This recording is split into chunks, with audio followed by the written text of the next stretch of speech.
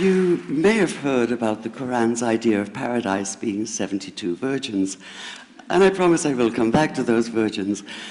But in fact, here in the Northwest, we're living very close to the real Quranic idea of paradise, defined 36 times as gardens watered by running streams. Since I live in a houseboat on the running stream of Lake Union, this makes perfect sense to me. But the thing is, how come it's news to most people? I know many well-intentioned non-Muslims who've begun reading the Quran but given up, disconcerted by its otherness. The historian Thomas Carlyle considered Muhammad one of the world's greatest heroes, yet even he called the Quran as toilsome reading as I ever undertook, a wearisome, confused jumble. Part of the problem, I think, is that we imagine that the Quran can be read as we usually read a book, as though we can curl up with it on a rainy afternoon with a bowl of popcorn within reach, as though God, and the Quran is entirely in the voice of God speaking to Muhammad, were just another author on the bestseller list. Yet the fact that so few people do actually read the Quran is precisely why it's so easy to quote. That is, to misquote. Phrases and snippets taken out of context in what I call the highlighter version, which is the one favored by both Muslim fundamentalists and anti-Muslim Islamophobes. So this past spring, as I was gearing up to begin writing a biography of Muhammad, I realized I needed to read the Quran properly as I could, that is. My Arabic's reduced by now to wielding a dictionary, so I took 4 well-known translations and decided to read them side by side, verse by verse, along with a transliteration and the original 7th century Arabic. Now, I did have an advantage. My last book was about the story behind the Shia-Sunni split, and for that I'd worked closely with the earliest Islamic histories, so I knew the events to which the Quran constantly refers, its frame of reference. I knew enough, that is, to know that I'd be a tourist in the Quran, an informed one, an experienced one even, but still an outsider, an agnostic Jew reading someone else's holy book. So I read slowly. I'd set aside 3 weeks for this project, and that, I think, is what is meant by hubris, because it turned out to be 3 months. I did resist the temptation to skip to the back where the shorter and more clearly mystical chapters are, but every time I thought I was beginning to get a handle on the Quran, that feeling of, I get it now, it'd slip away overnight, and I'd come back in the morning wondering if I wasn't lost in a strange land. And yet the terrain was very familiar. The Quran declares that it comes to renew the message of the Torah and the Gospels, so 1/3 of it reprises the stories of biblical figures like Abraham, Moses, Joseph, Mary, Jesus.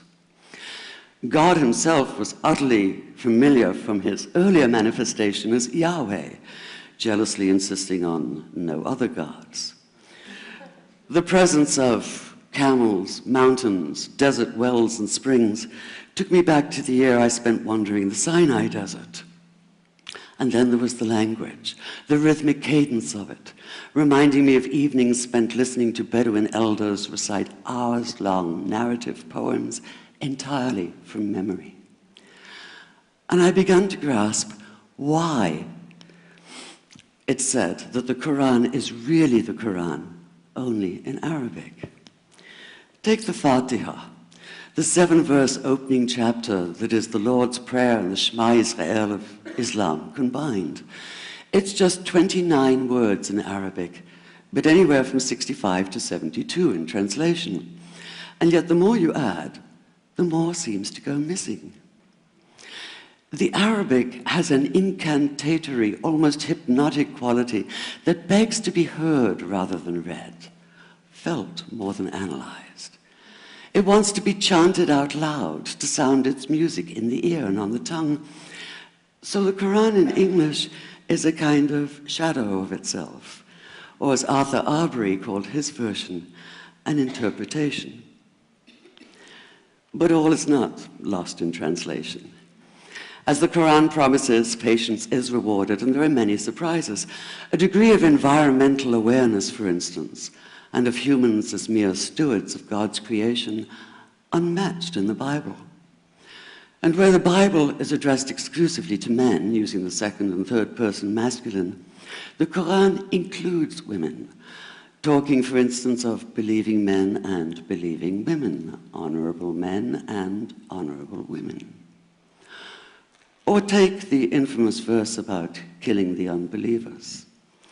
Yes, it does say that, but in a very specific context. The anticipated conquest of the sanctuary city of Mecca, where fighting was usually forbidden.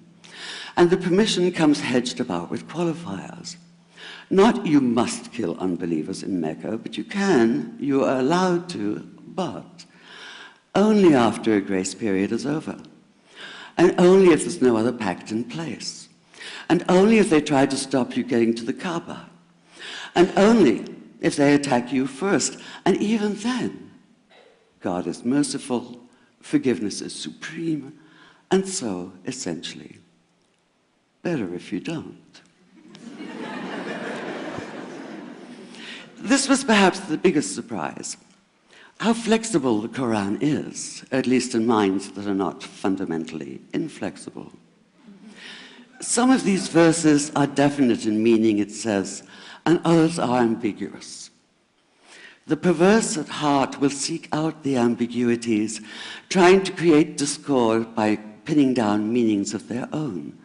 Only God knows the true meaning. The phrase, God is subtle, appears again and again.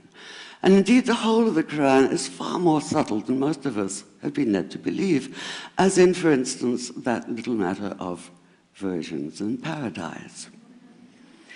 Old-fashioned Orientalism comes into play here.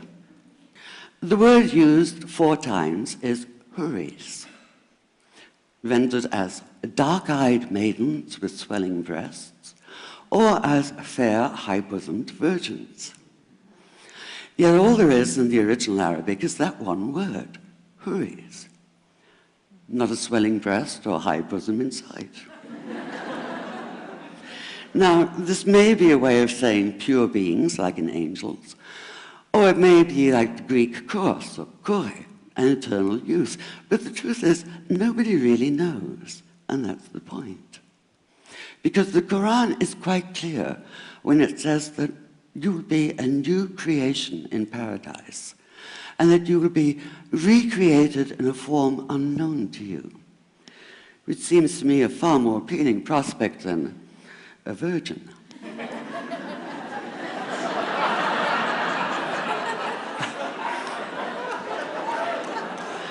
And that number 72 never appears.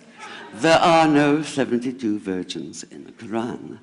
That idea only came into being 300 years later, and most Islamic scholars see it as the equivalent of people with wings sitting on clouds and strumming harps.